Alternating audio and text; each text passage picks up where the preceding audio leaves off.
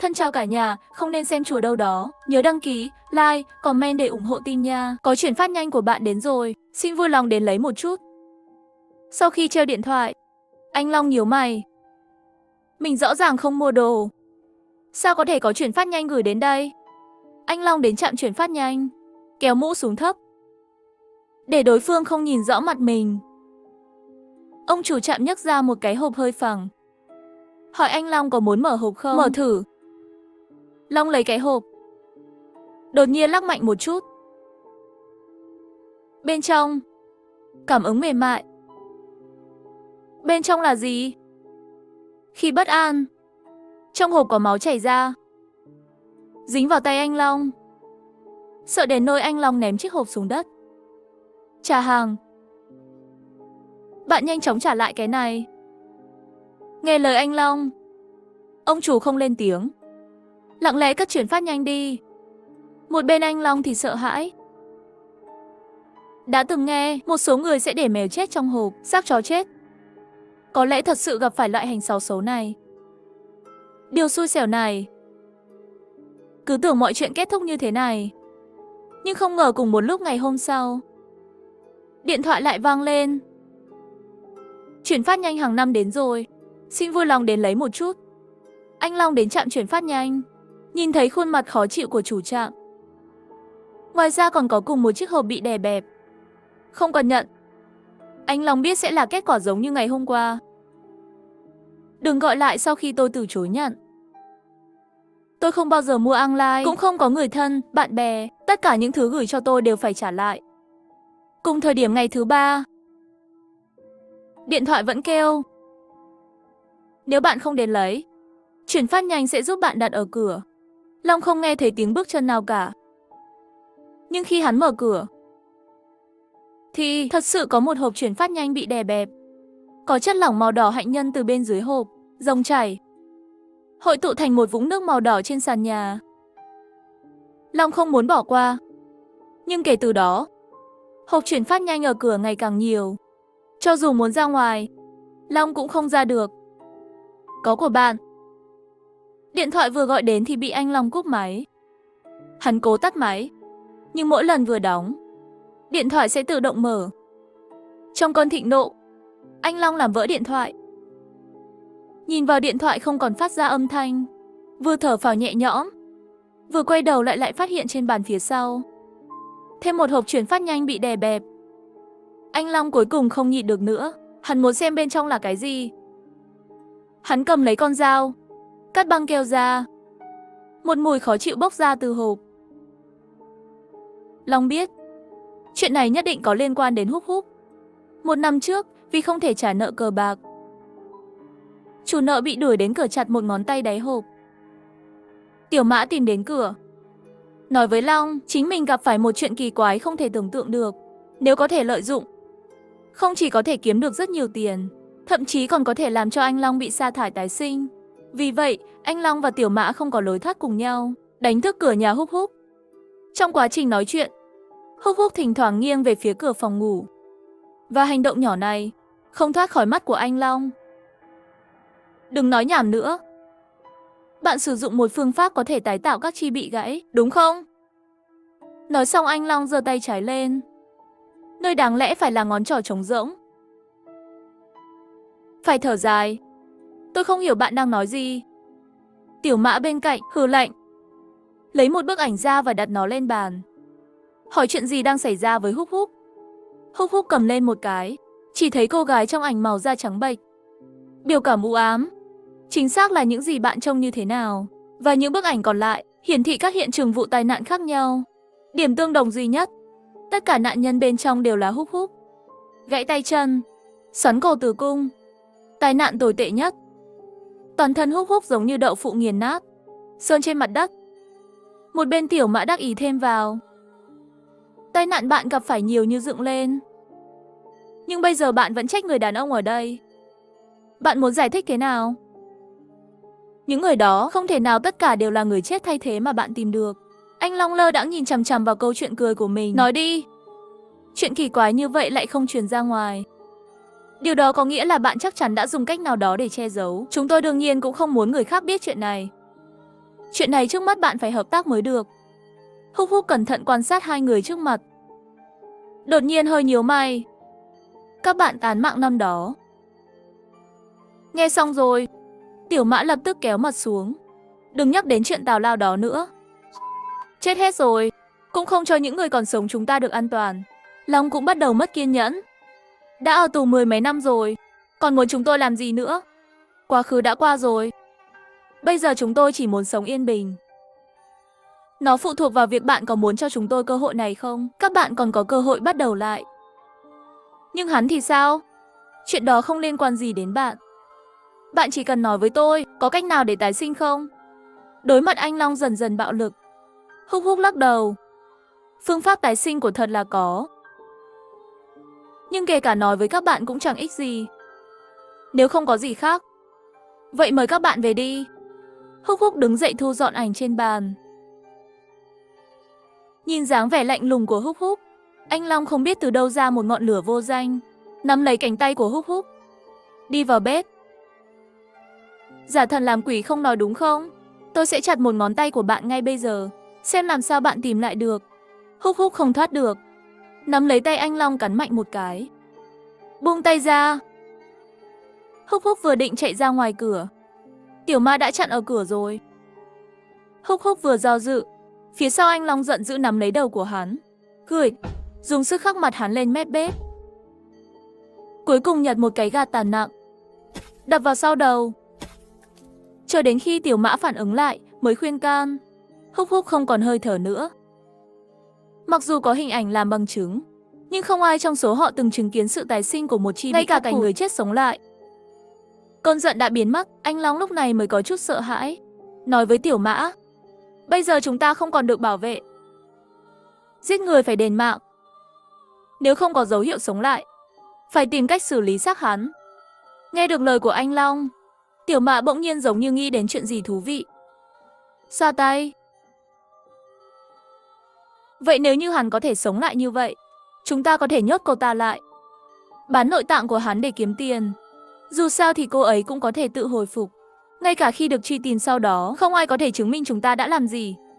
Anh Long gật đầu, đồng ý với Tiểu Mã. Cùng nhau kéo xác Húc Húc lên sàn phòng khách. Đột nhiên nhìn thấy cửa phòng ngủ đóng chặt, Tiểu Mã nói, tôi vừa thấy người phụ nữ này luôn nhìn vào. Có thể có thứ gì đó ẩn bên trong. Đi xem đi. Hai người chậm rãi đi vào phòng ngủ. Văn phòng. Mở một khe bên trong. Trong nhà tối đen, nhưng sau đó bên ngoài chiếu vào một chút ánh sáng. Hai người vẫn có thể nhìn thấy một số khuôn mặt người trong cửa. Những khuôn mặt đó không được nâng cấp, hầu hết đều bị hư hỏng, nhưng mơ hồ có thể nhận ra khuôn mặt của Húc Húc. Một số tay chân của họ bị gãy, một số xoắn cột sống cổ. Trên sàn phòng ngủ còn có máu thịt. Tiểu Mã nhanh chóng phản ứng, vội vàng kéo tay nắm cửa muốn đóng cửa lại. Nhưng lực kéo ở phía bên kia cửa rất lớn, suýt nữa thì kéo Tiểu Mã. Vội vàng đưa anh Long về phía trước kéo Tiểu Mã, không để hắn rơi vào cửa. Nhưng đây cũng chỉ là tạm thời làm chậm tốc độ mở cửa. Cửa vẫn mở từng chút một. Tầm mắt đưa ra một cánh tay bị tổn thương từ bên trong cửa. Long không còn do dự nữa, bỗng nhiên buông tay, đẩy Tiểu Mã vào cửa, chạy ra ngoài nhà, ra khỏi nhà Húc Húc. Sau đó, những thứ đó không bắt kịp. Quyết định này, anh Long liền bán hết gia tài, ẩn danh chạy đến thành phố khác. Cả năm không có chuyện gì xảy ra, cũng không có ai đi làm đến bắt mình. Đang thư giãn một chút, nhưng bất cứ nơi nào anh ta chạy trốn, những chuyện tưởng như quá khứ vẫn lén lút cắn hắn, làm hắn không thở được. Anh Long mở hộp chuyển phát nhanh ra, thật bất ngờ, bên trong không có gì cả. Thở phào nhẹ nhõm, đặt hộp chuyển phát nhanh sang một bên. Nhưng khi anh ấy giơ tay, nhưng lại phát hiện trên tay không biết lúc nào dính đầy máu. Máu chảy vào ngón tay anh Long, nhưng nơi dính máu thật sự phát triển một hạt nhỏ. Chi bị đứt, hồi phục rồi, tái sinh. Long hơi sốc, nhưng hạt đó phát triển, trông càng ngày càng lạ, càng ngày càng giống khuôn mặt người, cuối cùng biến thành Tiểu Mã, như một con bọ thịt. không ngừng vặn vẹo cơ thể, bắt đầu cắn những ngón tay khác của anh Long. Dù chỉ là một ngón tay, anh Long dùng toàn thân sức lực cũng không bẻ được nó. Không để ý, ngay cả tay phải cũng bị cắn vết thương. Trong tuyệt vọng, anh Long nhìn trái nhìn phải, lấy một cái gạt tàn nặng trên bàn, ném vào tay mình như điên. Cho đến khi tiểu mã bị đập bẹp lép, mới dừng lại. Nhưng tiểu mã đó đã phát ra một điều ác không thể nói thành lời. Mùi hôi khiến anh Long buồn nôn. Ngay sau đó, có một cơn đau khủng khiếp khác ở tay. Cả bàn tay trái bắt đầu đi theo vết thương, phân hủy với tốc độ có thể nhìn thấy bằng mắt thường. Trong tuyệt vọng, anh Long chịu đựng nỗi đau và chặt tay mình.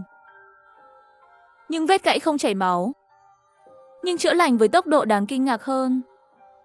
Vết thương cũng mọc ra một cái răng thịt. Trước khi ngủ, anh Long dùng dây thừng trói tay mình ở đầu giường. Trong trường hợp lại xuất hiện tình huống răng thịt biến thành mặt người. Không biết bao lâu, Long mới nhắm mắt trong sợ hãi và bất an. Nửa mơ nửa tỉnh nửa mê, một cơn đau lớn đánh thức anh Long. Chỉ thấy tay trái của mình không biết từ khi nào, răng thịt trên cổ tay đã phát triển thành hình dạng của một cái đầu người. Hình dáng vẫn là khuôn mặt của tiểu mã, mà hắn lúc này đang dùng sức cắn đùi của mình. Long muốn ngăn tiểu mã, nhưng bị tiểu mã cắn vào tay phải. Cho đến khi mắt cũng bị cắt, rơi vào bóng tối. Anh Long cuối cùng cũng từ bỏ cuộc đấu tranh, chỉ có thể cảm nhận bản thân một chút, tứ chi bị chặt đi sợ hãi. Trong trạng thái xuất thần, dường như có người đến gần mình. Long muốn phản kháng, nhưng hắn đã mất hết khả năng hành động. Chỉ có thể để cho đối phương đem mình rời khỏi giường.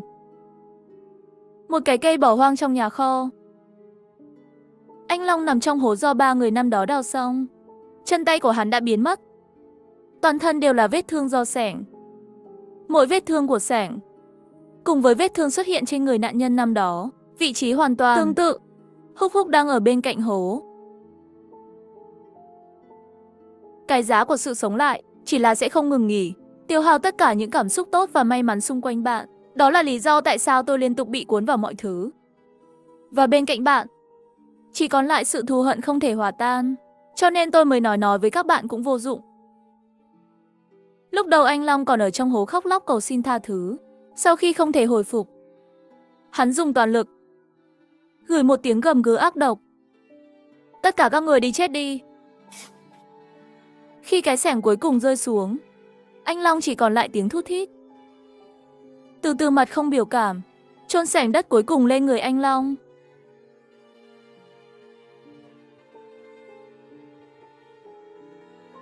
Hai năm sau, Lý Trình đang đánh răng rửa mặt, có một nụ cười đắc ý. Ngày mai tự mình có thể ra tù, quên tất cả quá khứ đi, một cuộc sống hoàn toàn mới. Đang nghĩ, cảm giác có chút gì đó không ổn lắm. Dường như có thứ gì đó đang đi lên từ cổ họng. Hắn quỳ trên mặt đất đau đớn che cổ, nhưng vẫn không giúp được gì. Sau một cơn đau dữ dội, đầu người rơi xuống đất, chỉ còn lại một bàn tay bị gãy trên cổ. Bóng dáng âm thầm trôi dần đi xa. Khoan dung và kiên nhẫn không có tác dụng gì với ma quỷ. Cách duy nhất để làm nó sợ hãi, hãy để chúng cảm nhận nỗi đau. Ăn miếng trả miếng, yêu thích.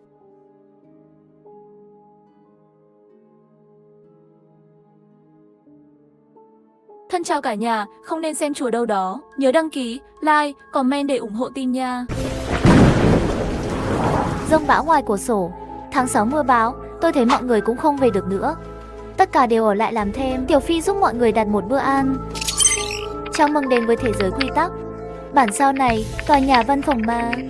Nhiệm vụ cơ bản, sống trong tòa nhà văn phòng 7 ngày. Cảnh báo, trong thế giới chuyện ma. Đừng để bị lây nhiễm. Đừng để bị lây nhiễm. Quy tắc Anh. 1. Khi người đầu tiên nói chuyện với bạn, chắc chắn sẽ không làm tổn thương bạn, trừ khi anh ta đeo kẹp tóc màu đỏ. 2. Chỉ có 3 người trong văn phòng không thể làm tổn thương bạn, trừ khi anh vào phòng tài chính. 3. Đừng uống cà phê đồng nghiệp mời. Đừng đưa cà phê cho đồng nghiệp. 4. Chú ý đến những người sử dụng điện thoại hình trái cây. Nhìn họ rời khỏi văn phòng là nguy hiểm. 5. Nhân viên sẽ không ngủ trên bàn làm việc.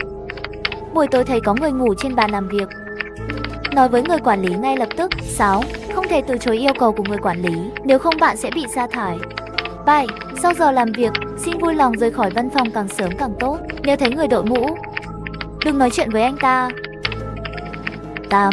Tổng giám đốc đi công tác rồi. Nếu thấy anh ta ở văn phòng, vui lòng nói với phòng tài chính ngay lập tức. Lần đầu tiên bước vào thế giới kỳ quái, tôi hơi hoảng sợ. Đây là đồng nghiệp ngồi cạnh tôi, nhìn thẳng vào tôi. Anh không khỏe sao? Tôi ổn. Khi tôi quay đầu trả lời, nhìn thấy kẹp tóc trên đầu Tiểu Anh. Quy tắc 1. Người đầu tiên nói chuyện với bạn chắc chắn sẽ không làm tổn thương bạn, trừ khi hắn ta đeo kẹp tóc màu đỏ. May mắn không phải là kẹp tóc màu đỏ, nhưng có thể cô ta có nhiều hơn một cái kẹp tóc không?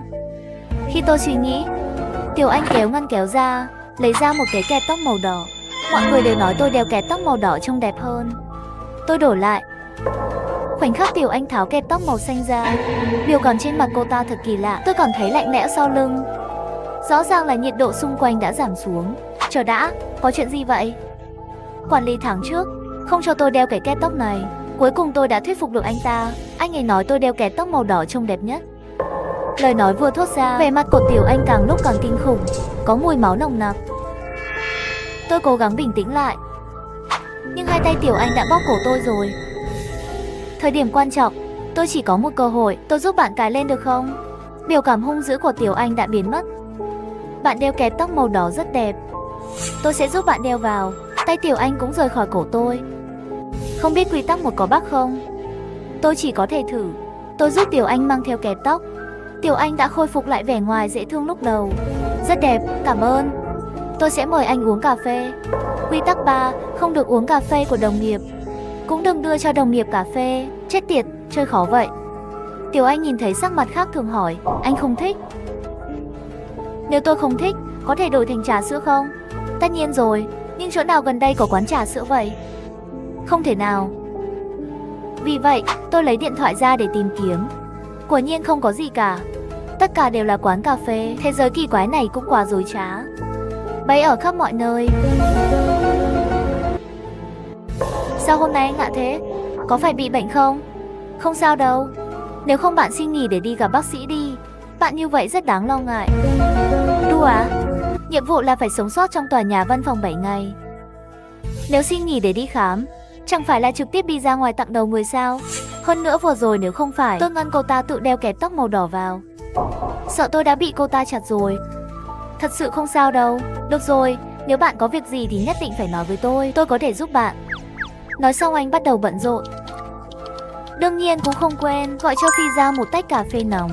Chuyện đã đến rồi, chỉ có thể xem chiêu rồi đỡ. Tôi mở trò chuyện nhóm. Tất cả 12 người còn lại trong văn phòng đều gọi cà phê. Lúc này tôi nhớ lại những gì người quản lý bảo. Đặt bữa ăn ngoài giờ cho đồng nghiệp. Quy tắc 6. Không được từ chối yêu cầu của người quản lý, nếu không bạn sẽ bị sa thải. Tôi mở nền tảng giao hàng, đặt hàng. Tốc độ thời gian trong thế giới này nhanh gấp đôi trong thế giới thực. Không bao lâu sau, có tiếng nói ở cửa. Giao hàng, phiền ra lấy một chút. Tôi ngồi ở hàng cuối cùng của văn phòng, nhắn vào điện thoại. Đồng nghiệp ngồi ở cửa chắc chắn sẽ chủ động đi lấy, nhưng tất cả họ đều thờ ơ. Đặc biệt là 2 người ở hàng trước. Màn hình không sáng, không có chữ, vẫn làm việc. Thật là một con cáo già trong thế giới ma quái. Lấy hàng bên ngoài. Có tàn nhẫn không? Buộc lão tử tự đi lấy. Lúc này nhân viên giao hàng rõ ràng không kiên nhẫn.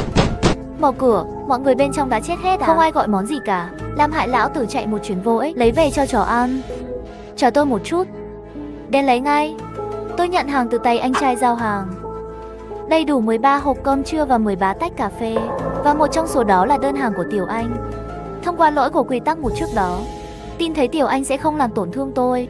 Sau đó kết hợp với những gì quy tắc 3 nói. Đừng uống cà phê mà đồng nghiệp đưa cho bạn. Đừng đưa cà phê cho đồng nghiệp. Vậy miễn là tôi không gửi cà phê cho đồng nghiệp. Vậy không phải là có thể tránh bị ông nhiễm sao? Vậy, tôi cầm đồ ăn mang đi đến văn phòng của mình. Tiểu Anh, bạn có thể giúp tôi một việc được không? Được rồi, bạn muốn tôi giúp gì? Tôi chia bữa trưa cho mọi người. Cô chia cà phê cho mọi người nhé. Được rồi, không vấn đề gì.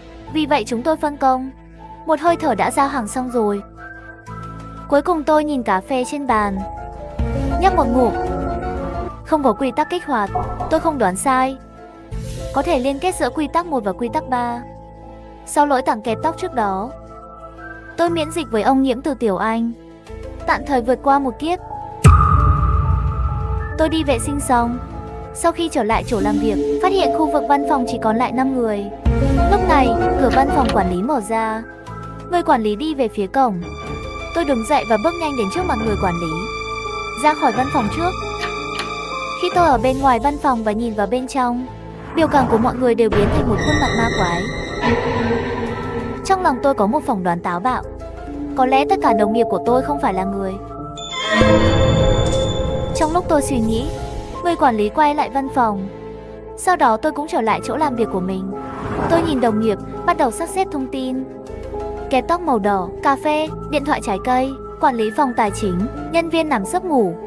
Thông tin tổng giám đốc vẫn còn quá nhiều. Nhưng những quy tắc này phải có một số liên kết với nhau.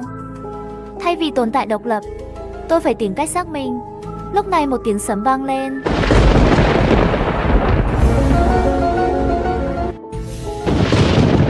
Văn phòng đột nhiên chìm vào bóng tối. Hóa ra là mất điện. Tôi thấy một bóng người mờ đi về phía hộp điện. Nhìn vào chỗ ngồi trống trong văn phòng, quả nhiên có một bóng người nằm trên bàn. Quy tắc 5: nhân viên không ngủ trên bàn làm việc. Buổi tối thấy có người ngủ trên bàn làm việc, hãy nói với người quản lý ngay lập tức. Tôi đứng dậy và bước ra khỏi chỗ ngồi. Bóng người đó vẫn đang mò mẫm ở hộp điện. Đi ngang qua văn phòng quản lý, trực tiếp bỏ qua quy tắc. Ra khỏi văn phòng. Những người được chọn khác trong kịch bản này không ngần ngại làm theo quy tắc 5. Đi nói với người quản lý. Quản lý, báo cáo, trong văn phòng có người nằm sấp ngủ, nằm xuống ngủ. Đi đuổi hắn đi. Quản lý nói xong tiếp tục cúi đầu làm việc, không để ý đến hắn nữa, trong lòng thầm mắng một tiếng. Ra khỏi văn phòng, trong bóng đêm. Này, đừng ngủ ở đây. Ra khỏi văn phòng, chỉ thấy bóng đen rất nhanh đứng dậy quay đầu lại. Cái này sao không có mặt? Bóng đen không nói gì, từ từ nổi lên khuôn mặt, sau đó trôi đi. Thiên tuyển giả nhìn ngũ quan vừa rồi của bóng đen, trông rất giống mình. Nhận thức muộn màng, nhưng đã không kịp rồi. Người bị ông nhiễm đã chết. Lúc này tôi đứng ở cửa văn phòng, quan sát những thay đổi bên trong. Lúc này người quản lý từ văn phòng đi ra. Đôi mắt xanh lục nhìn ra ngoài văn phòng. Cứ như vậy, tôi và người quản lý nhìn nhau. Được một lát, quản lý đến trước mặt tôi. Sẵn sàng chưa? Trò chơi bắt đầu rồi. Bỏ lại một câu khó hiểu. Người quản lý quay lại và đi về phía văn phòng của mình. Cảnh báo người chọn để kích hoạt điều kiện ẩn. Hủy bỏ khu vực bảo vệ ông nhiễm. Đây là đèn trong văn phòng liên tục nhấp nháy. Ngoại trừ Tiểu Anh và những người đồng nghiệp. Ở cửa văn phòng, mọi người đang nằm trên bàn. Tôi bước vào văn phòng. Lúc này đèn nhấp nháy dừng lại. Bầu không khí có chút áp lực. Tôi dừng lại trước văn phòng quản lý. Bạn bình tĩnh thế, tại sao vậy? Tại sao tôi phải sợ? Sắp bị ông nhiễm rồi. Tại sao bạn không sợ ông nhiễm? Ý bạn là những thứ ngoài kia? Quản lý nhìn tôi một cái, không trả lời, cúi đầu bận rộn. Anh ấy nghĩ sớm muộn gì tôi cũng phải vào văn phòng quản lý, hoàn thành hành động được chỉ định đó. Anh đang đợi tôi vào à? Người quản lý vẫn chưa trả lời. Tôi đi tiếp, đẩy cửa phòng tài chính ra. Lúc này người quản lý phát ra tiếng động. Lập tức tất cả đồng nghiệp nằm trên bàn hóa thành bóng đen. Đồng thời thanh đấu không có 5 giác quan, bay về phía phòng tài chính. Tôi nhanh chóng bước vào phòng tài chính và đóng cửa. Tất cả bóng tối đều bị ngăn ngoài cửa. Quản lý ngồi xuống đất, che ngực lại, vẻ mặt đau đớn. Hắn không ngờ lại bị phi giao chơi. Tuyệt đối không thể chịu đựng được, cầm điện thoại lên. Trong phòng tài chính tối tăm, nhưng không ngăn cản tôi sắp xếp các manh mối thu thập trước đó. Giao hàng tổng cộng 13 phần, ở văn phòng tổng cộng 12 người. Thêm quản lý vào thì có đúng 13 người. Nghĩa là phòng tài chính và tổng giám đốc không có ai. Nhưng quy tắc 8 nói tổng giám đốc đi công tác rồi. Nếu thấy anh ta ở văn phòng, vui lòng nói với tài chính ngay lập tức. Ngoài ra, vừa rồi người quản lý đã xáo phạm quy tắc, chỉ huy bóng đen đến để ngăn tôi vào phòng tài chính. Điều này cho thấy trong đó có thứ hắn sợ hãi. Đột nhiên đèn sáng lên, và trên thực tế, không có ai khác trong phòng tài chính. Lúc này hệ thống báo hiệu âm thanh vang lên. Quy tắc B1: cơ hội của ngươi chỉ có một lần. 2. Không Không được phép phá hủy bất kỳ vật dụng nào trong phòng. 3. Lúc 6 giờ sáng, căn phòng sẽ bị bóng tối nuốt chửng. Mật khẩu giấu ở nơi bạn nhìn thấy. Quy tắc bạn khá đơn giản, vậy mật khẩu rất dễ thấy. Tìm trước đi. Sớm thôi, tôi nhìn thấy tài liệu qua tủ và tất cả đều được đánh số. Tương ứng là 376.850. Và ổ khóa của kết sắt đó cũng chính xác là 6 chữ số. Kết hợp 6 chữ số có nhiều cách, không thể thành công trong một lần thử được. Chắc chắn còn có những điều kiện khác. Sắp xếp thứ tự mật khẩu. Gần 20 tiếng không nhắm mắt. Trong vòng 5 giờ, về cơ bản tôi đã xem qua toàn bộ phòng tài chính, không tìm thấy bất cứ điều gì khác. Những thứ liên quan đến số. Tôi nằm trên mặt đất. Còn 20 phút nữa. Thông số kỹ thuật trong đồng xu lúc 3 giờ sáng, lúc 6 giờ sáng. Căn phòng sẽ bị bóng tối nuốt chửng. Chỉ để giới hạn thời gian thôi sao? Nếu là nửa câu sau, căn phòng bị bóng tối nuốt chửng thì có vẻ dư thừa. Có thể nửa câu sau mới là trọng điểm không? Thời gian chỉ là sự nhầm lẫn. Tôi lấy điện thoại ra, xác định hướng mặt trời qua la bàn. Hướng lên, sau đó cuộn giấy tài liệu trên bàn thành ống giấy. Bật đèn pin điện thoại di động sau khi tắt đèn, mô phỏng nguyên tắc khúc xạ ánh sáng mặt trời vào ảnh. Sau một lần thao tác, kết hợp mật khẩu ra rồi 673.805. Tôi không ngần ngại nhập mật khẩu. Với một cú nhấp chuột, kết đã được mở. Bên trong chỉ có một phong bì màu trắng. Sau khi tôi xem xong trực tiếp trở lại vị trí cũ. Nhiệm vụ ẩn hoàn thành. Kích hoạt nhiệm vụ. Nhiệm vụ cơ bản bị hủy. Thay đổi thành nhiệm vụ thăng chức. Vui lòng thoát khỏi tòa nhà văn phòng ma trong vòng 12 giờ. Cảnh báo thế giới bí ẩn. Xin vui lòng cảnh giác trong suốt quá trình. Đừng bị ống nhiễm. Đừng bị ống nhiễm. Trời sáng rồi, tôi đẩy cửa và đi ra ngoài. Có những bóng đen lơ lửng giữa không trung. Người quản lý ngồi bên cạnh nhìn tôi với vẻ mặt u ám. Tôi nhìn về phía người quản lý, nói chúng ta cùng thảo luận nhé. Nhìn những gì trong kết sắt. Muốn sống sót ra khỏi đây. Đừng nói là chỉ có 12 tiếng. Cho dù cho thêm gấp đôi thời gian, ngươi cũng không thể ra khỏi đây. Tự tin quá, đêm qua có đau không? Có thể thấy lúc này người quản lý đã tức giận rồi. Hắn nói với những bóng đen kia. Thở một hơi, đừng giết nó. Tôi nhìn qua những con quái vật không mặt, rơi vào Tiểu Anh. Tất cả dường như không ảnh hưởng đến cô ta. Ồ, vậy là anh muốn dùng cô ta. Tôi khuyên bạn nên sớm chết tâm. Tôi không để ý đến lời của tên đầu hỏi này. Chìm vào suy nghĩ. Trong thư có ghi lại một số quy tắc, bí mật của câu chuyện lạ và thông tin về tòa nhà văn phòng kỳ lạ, nhưng nhiều nơi đã bị xóa. Người viết thư gọi Tiểu Anh là Tiểu Thư. Bây giờ ước tính có thể cứu tôi. Tôi lấy kẹp tóc màu xanh ra. Đây là Tiểu Anh trước đây lặng lẽ đưa cho tôi. Lời nói của cô ấy có thể giúp. Rõ ràng là cái kẹp tóc màu xanh này. Kẹp tóc này sao lại nằm trên tay ngươi? Tôi không thèm để ý đến anh ta. Bỏ kẹp tóc đi. Tôi muốn thử cách của mình để thông qua. Tôi quay lại văn phòng. Quản lý, cậu nghĩ mấy con quái vật không mặt này có thể bẫy tôi không? Đoán xem tôi lấy được gì từ cái kết. Buồn ngủ chết mất. Thử xem phải không là biết rồi. Đưa hết cho tôi. Theo lệnh của người quản lý, con quái vật không mặt lâu lập tức vây quanh tôi. Người đó luôn trốn ở chỗ ngồi của mình. Nhân viên không di chuyển cũng đứng lên bay về phía tôi. Giết tôi đi, anh không muốn biết bí mật trong kết nữa. Người quản lý đã thèm muốn những thứ trong kết sắt trong một thời gian dài. Vì luật lệ, hắn cũng không vào được. Hắn do dự, nhưng bóng đen càng ngày càng gần. Tôi quyết định đếm ngược, cắn răng phát lực hướng về phía trước. Hai bóng người xuyên qua. Hên quá, quả nhiên 9 con quái vật này không thể làm tổn thương tôi. Lúc này người quản lý hơi hoảng sợ về lý do tại sao anh ấy ổn. Tôi nắm lấy cơ hội chạy nhanh ra cổng. Quản lý thấy vậy cũng lập tức chạy đến cửa văn phòng. Cách cửa chưa đầy 2 mét. Tôi sẵn luôn ném cây bút qua. Cá hói đầu ngã xuống. Tôi nhân cơ hội tóm lấy con quái vật đầu hói gần tạ này, mạnh mẽ ném lại. Vừa vặn chúng con quái vật không bắt được kích hoạt. Cả hai đều nằm trên mặt đất. Con quái vật không mắc có vẻ hơi chậm chạp. Vài giây sau mới đứng dậy, tiếp tục bay ra ngoài văn phòng. Lúc này người quản lý đứng dậy nói một câu về hướng Tiểu Anh. Tầm nhìn của bạn vẫn tốt như mọi khi. Tôi bước nhanh ra khỏi văn phòng. Đến thang máy, tôi nhìn lại. Quản lý không đi theo, thay vào đó, con quái vật được kích hoạt đi theo. Tôi nghĩ chắc là do hủy bỏ hạn chế khu vực ô nhiễm. Từ khóe mắt tôi thấy con quái vật đang đến. Cửa thang máy mở ra. Tôi vừa nhấc chân lên, âm thanh gợi ý lạnh lẽo vang lên. Quy tắc C. 1. Thang máy chỉ chứa tối đa 13 người. Vui lòng không đi quá tải. 2. Bên trong cầu thang hoàn toàn an toàn, trừ khi chỉ có một phụ nữ trong thang máy. 3. Thang máy số 1 chỉ dừng ở tầng chẵn. Thang máy số 2 chỉ dừng ở tầng lẻ. Tất cả tầng chẵn không thể lên thẳng tầng 1. 4. Xin đừng nói chuyện trong thang máy. Nếu ai đó gọi tên bạn trong thang máy, vui vui lòng dừng lại ở tầng tiếp theo ngay lập tức. 5. Trong thang máy không thể chỉ có người cùng giới tính, nếu vậy thang máy sẽ dừng ở tầng 9. 6. Thang máy chỉ mở 2 lần trên cùng một tầng. Xin đừng đi vào cùng một thang máy 2 lần liên tiếp. 7. Thang máy sẽ không bị hỏng cùng một lúc. Nếu thang máy hiển thị lỗi, vui lòng đổi sang thang máy khác. Bên trong có viết một chữ màu đỏ. Tôi quay đầu lại nhìn bóng đen càng ngày càng gần. Nhanh chóng chạy đến thang máy số 2 và nhấn nút. Cửa thang máy vừa mở, tôi lập tức chạy vào, đứng bên cửa thang máy. Khi cửa thang máy sắp đóng, bóng đen trực tiếp bỏ qua logic về vật lý, trực tiếp rẽ và đâm mạnh vào tôi. Quy tắc 2, bên trong thang máy hoàn toàn an toàn, trừ khi chỉ có một phụ nữ trong thang máy. Bóng đen lập tức biến thành khói. Nó biến mất rồi, tôi nhanh chóng nhấn nút tầng 3. Sau đó tôi nhìn thấy một ánh sáng đỏ. Nhìn lại tôi thấy con số 7 xuất hiện trên lưng tôi. Này, quy tắc nhiều đến đau đầu.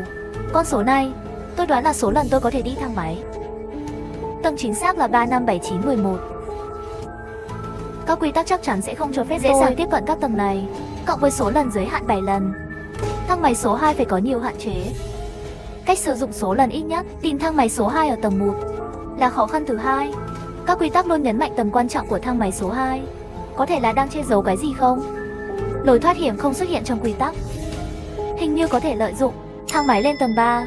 Khi cửa thang máy mở, bên ngoài tối tăm, chỉ có ánh sáng yếu của nguồn điện khẩn cấp. Tôi đang muốn dùng điện thoại, chỉ để thấy rằng điện thoại của tôi đã bị mất. Câu chuyện kỳ lạ này thật kỳ lạ phải không? Tôi bước ra 2 bước để xem, không thấy gì bất thường. Hãy rời khỏi thang máy ngay. Hãy rời khỏi thang máy ngay. Tôi nhanh chóng ra khỏi thang máy. Trên bức tường đang tới, tất cả đều là hình ảnh của những cô gái xinh đẹp mà nhìn thấy mắt tôi đỏ bừng. Tôi nhìn xung quanh không thấy cầu thang khẩn cấp. Âm thanh khó chịu vang lên. Tôi nhanh chóng nhấn nút thang máy số 2. Thang máy số 2 có thể sai. Bạn có thể đi thẳng xuống tầng 1. Cửa thang máy mở ra. Âm thanh khó chịu đó biến mất. Một mùi hương quyến rũ bay ra. Tôi tập trung nhìn. Bên trong lại đầy ắp chim chích chòe ầu yến. Ha ha. Tôi không tự chủ được đi về phía trước. Tôi vừa bước vào, một cảm giác cảm lạnh đến. Tôi đột nhiên tỉnh dậy. Đến số người trong thang máy không nhiều, không ít, chính xác là 13. Quy tắc 1, thang máy có 13 người. Xin đừng sử dụng quá tải. Suýt nữa thì chết. Tôi vội vã ra khỏi thang máy. Nếu lỡ bước vào, chắc chắn sẽ không ra được bên ngoài nữa. Khi tôi nhìn lại thang máy, tất cả đều biến thành những bộ xương. Theo quy tắc 6, thang máy chỉ mở 2 lần trên cùng một tầng. Nếu sau này thang máy số 2 vẫn bất thường, tôi chỉ có thể đi thang máy số 1. Thang máy số 1 chỉ có thể dừng ở tầng số chẵn. Các tầng có thể lựa chọn là 2, 4, 6, 8, 10. Tôi cứ nói to. Cửa thang máy cuối cùng cũng đóng lại. Một lát sau, thang máy lại mở. Không có nhiều phụ nữ trong đó, chỉ có một tiểu anh đứng đó. Đi thôi, đi với tôi có thể giúp bạn. Sao cô lại ở trong thang máy? Tiểu anh mặc dù thân phận đặc biệt, nhưng không có lý do gì để giúp mình như vậy. Ông không tin tôi, người ta tức giận rồi. Quên ai đã giúp anh ở văn phòng à? Không, tôi chỉ ngạc nhiên thôi. Đủ rồi, nhanh lên, không có nhiều thời gian, sắp không kịp rồi. Nhưng tôi sợ bạn giúp tôi như vậy sẽ xáo phạm quy tắc. Hay là không cần nữa. Phi Đao, ngươi có phải đàn ông không? Tôi còn cấp sợ. Ngươi sợ cái gì? Tôi nhấc chân lên đi về phía trước. Quy tắc 2, bên trong thang máy hoàn toàn an toàn, trừ khi chỉ có một phụ nữ trong thang máy. Khi đến thang máy, tôi dừng lại. Nhanh cái chân lên, thang máy sắp đóng cửa rồi. Bạn không phải là Tiểu Anh, bạn cũng là người được chọn. Tiểu Anh lập tức sắc mặt bất ngờ kinh hoàng. Tôi là Tiểu Anh, vào đi. Tôi xin anh, vào đi. Tôi biết tầng nào là đúng. Cô cũng đang làm nhiệm vụ thất bại sẽ chết. Nghe thấy tiếng dao chém, người phụ nữ khóc lên, sau đó ngã xuống đất. Miệng nó cứ mở và đóng, nhưng không có âm thanh. Rõ ràng là bị một lực nào đó chặn lại. Bạn đang cho tôi biết đúng tầng sao? Nhưng tôi không biết nữa. Rồi cửa thang máy đóng lại.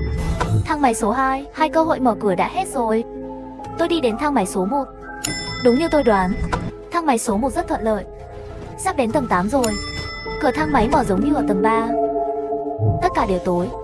Tôi ra khỏi thang máy. Ai? Hai người này không phải cũng là người được chọn sao? Tôi định thử xem. Nói, các ngươi cũng là người được chọn sao? Phải, tên tôi là Ojichi. Các cậu từ tầng nào tới đây?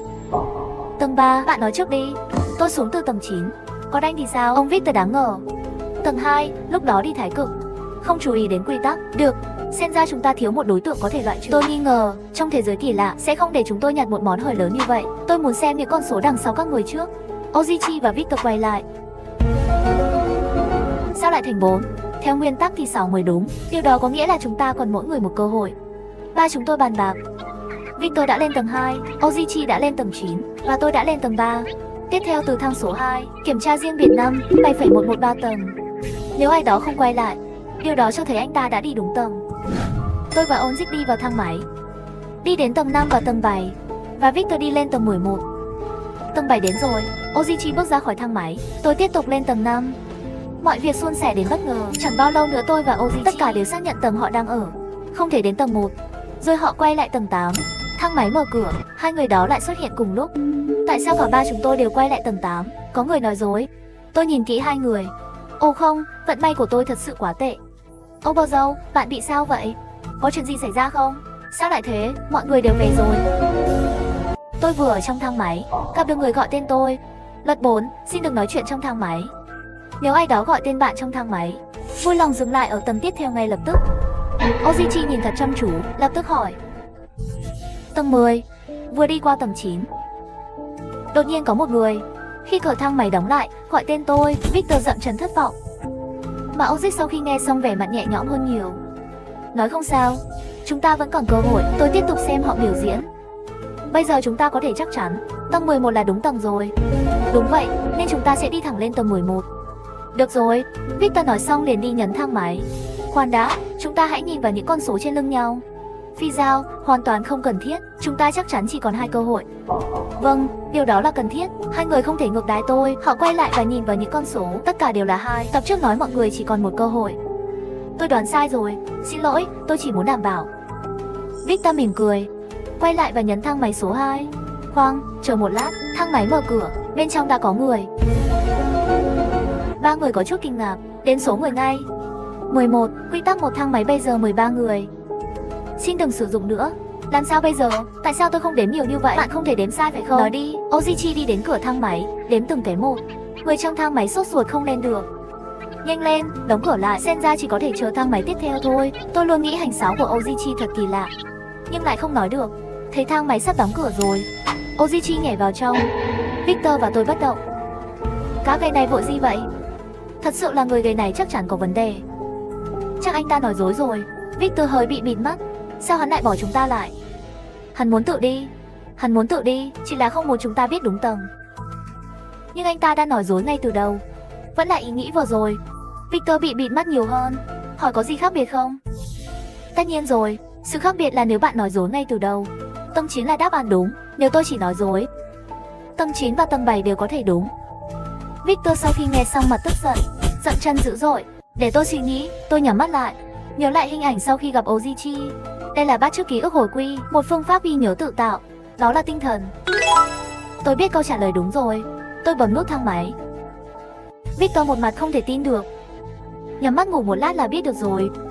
Đây là bói toán sao? Tôi lập tức cười bất đắc dĩ. Cười một chút, mấy tầng đó là đúng tầng. Tầng 9 là vì tầng 7 là tầng chính xác. Hắn sẽ không trở lại tầng 8 sao? Không, cho dù tầng 7 là đúng tầng, hắn cũng sẽ quay lại. Như vậy có thể ngăn chúng ta đi. Ý tưởng dùng tầng 7 làm cho nhiệm vụ của chúng ta thất bại. Trong trường hợp đó, vậy làm thế nào để bạn đánh giá tầng 9 là chính xác? Vừa rồi bạn nói, khi bị gọi tên trong thang máy, vẻ mặt của Ozichi trở nên căng thẳng. Hắn sẽ lo lắng, chắc là do tầng anh đỗ. Có thể liên quan đến câu trả lời đúng. Vậy thì chỉ có thể là tầng 9 thôi. Victor ngưỡng mộ.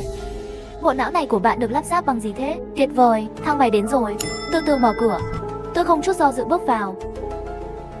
Thang máy nhanh chóng đến tầng 9, bên ngoài vẫn còn tối. Tôi đi ra ngoài và quan sát xung quanh. Victor liếc nhìn, quay lại và nhấn nút thang máy. Gã này quá liều lĩnh.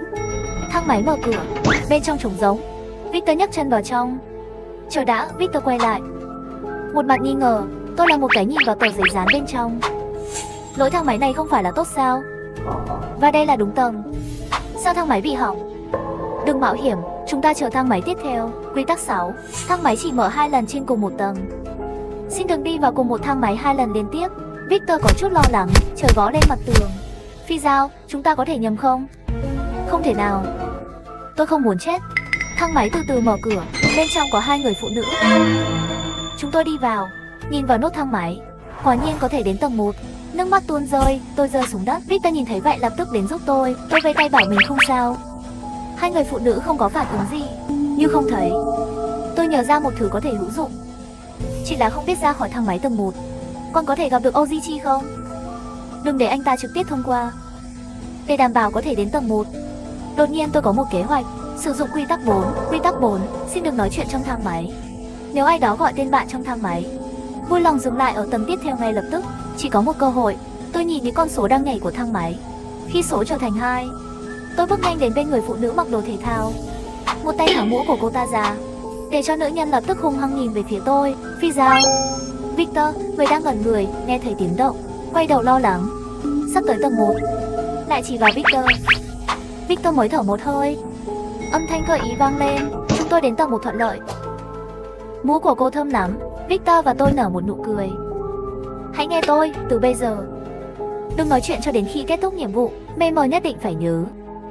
Victor không hiểu lắm, nhưng vẫn gật đầu. Phòng thang máy chỉ có ánh sáng của đèn khẩn cấp. Hai chúng tôi cẩn thận mò mẫm về phía trước. Bước ra khỏi lối đi có 10 mét vào cuối đường. Phía trước ngay cả đèn khẩn cấp cũng không còn nữa. Tôi nhìn Victor, hắn không hề sợ hãi, còn một cái nhìn háo hức muốn thử. Chúng tôi chỉ có thể lấy lối qua làm chuẩn, mỗi lần đi theo một hướng cụ thể. Lúc này nếu điện thoại vẫn còn đó thì tốt rồi. Chẳng mấy chốc chúng tôi đã tìm thấy điểm kết thúc. Mặt tường cảm giác hơi giống silicone, nhưng không có cảm giác ấm áp của silicone. Ranh giới phía trước dường như bị cong, rồi chúng tôi quay lại ngã tư. Lần này mất khoảng 20 phút. Tính theo diện tích của tầng 8, sảnh tầng 1 không nên rộng rãi như vậy. Vì vậy chúng tôi đổi hướng và khám phá từ bên phải. Cùng thời gian, lại chạm vào bức tường cùng chất liệu. Phía trước vẫn đường cong. Tôi quyết định đi theo dọc tường. Đó là một khu vực rộng hơn 1000 m², chẳng cũng phải ra một cái cửa. Tuy nhiên, điều kinh hoàng đã xảy ra. Bên dưới này làm sao cũng không đi được đến cuối đường. Đếm đi, chúng tôi đã đi ít nhất 2 tiếng rồi. Đừng nói là văn phòng, ngay cả phòng tập thể dục lớn cũng đã đi ra ngoài từ lâu rồi. Tình huống gì? Tôi ra hiệu cho Victor dừng lại. Thời gian trôi qua từng chút một. Tôi có cảm giác rõ ràng về phương hướng và phán đoán. Tất cả đều bị mất. Chính xác thì chuyện gì đã xảy ra? Là ảo giác hay là ma đánh lạc hướng?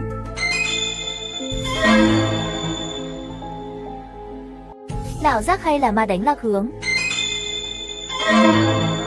Để xác minh, tôi tự tát mình.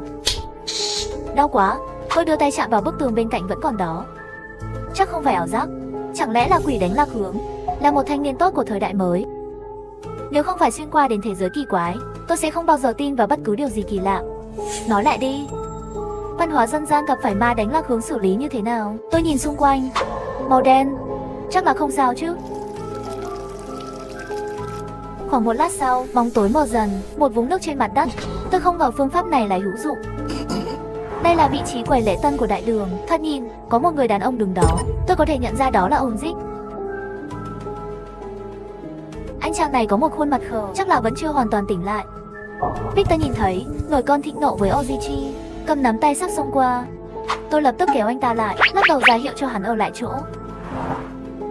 À, anh ấy tỉnh rồi. Thấy tôi và Victor, hay hét lên ngay lập tức, sau đó không chút do dự chạy ra cổng. Đừng chạy vào trong, đó là giả, không phải lối ra thực sự. Ojichi thực sự dừng lại.